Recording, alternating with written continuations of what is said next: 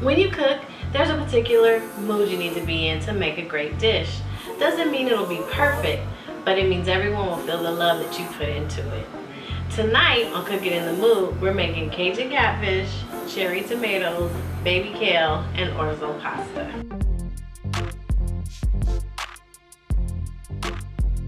My music choice for this dish is Duele, featuring Raheem Devon's Do What You Gotta Do. The combination of layered tracks and instrumentals just go perfectly with this dish. I'm drinking Stella Rosa Black tonight.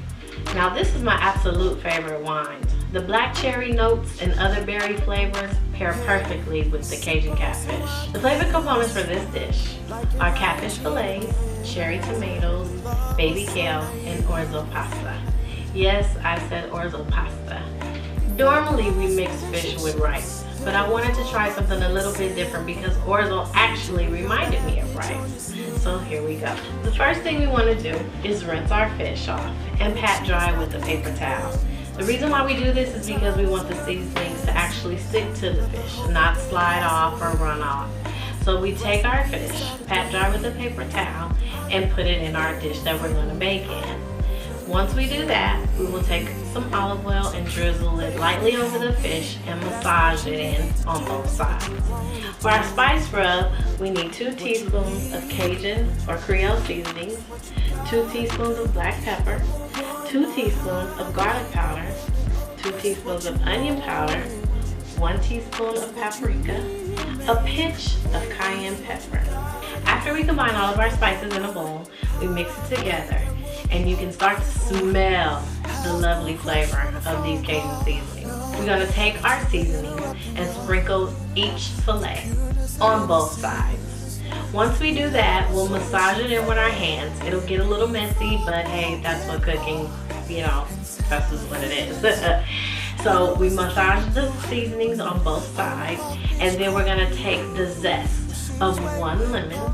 This will give an intense flavor that's unlike just squeezing lemon juice over, which is the normal thing to do. Once we do that, we're going to put it in a 450-degree oven for 10 to 15 minutes. We will check it after the first 10 minutes just to make sure that it's not burning and the heat's too high.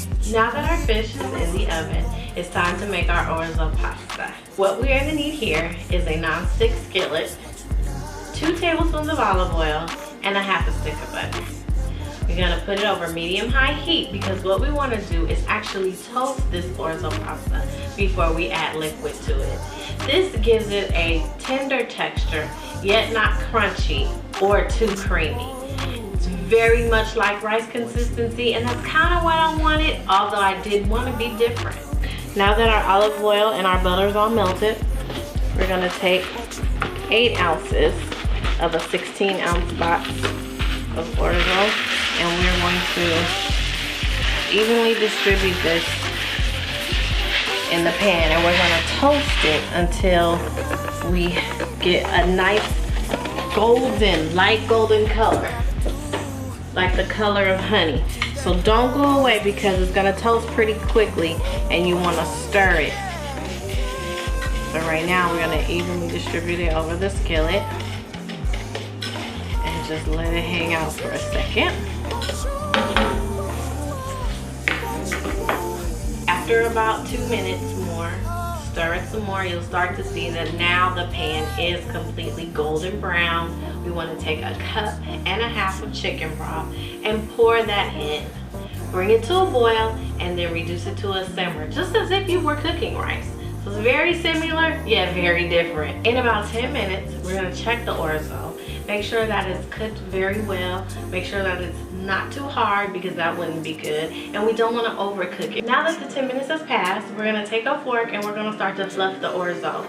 And we want to taste it here and see if it's just right, if we need to add a little seasoning salt. But I'm telling you, butter and olive oil gives a great flavor to this toasted orzo. But if you did need some, you can sprinkle just a little kosher salt or a little seasoning salt here. But just a little, because your fish and your sauce that we're going to make also has a lot of flavor too. Now that our fish is completely cooked, we're going to remove it from the oven. Now it's time to make our sauce for the fish. For this we need a cup of chicken broth, the other half a stick of butter, and some red pepper flakes. Once that reduces, we're going to take a handful of cherry tomatoes, cut them in half, and let them simmer in the sauce until they wilt but are still holding their shape. After we simmered our tomatoes for about 10 minutes, we're gonna add a handful of baby kale. And once this wilts down, we're gonna pour this over our fish, add our orzo pasta, and we're ready to eat. We're gonna pour our lovely sauce over the entire dish. To plate, we wanna put our orzo first, then add a beautiful fillet, spoon some of our delicious sauce, and don't forget to get some of those cherry tomatoes and that delicious baby kale. Sprinkle with parsley, squeeze a little bit more lemon juice, and you're done. If you enjoyed today's video, please subscribe to my YouTube channel. That way you'll get updates on when new ones are uploaded. Also, stay tuned for my website, cookinginthemood.com, where Cooking in the Mood presents Dinner for Two. So keep your baby happy, that's what you need to do.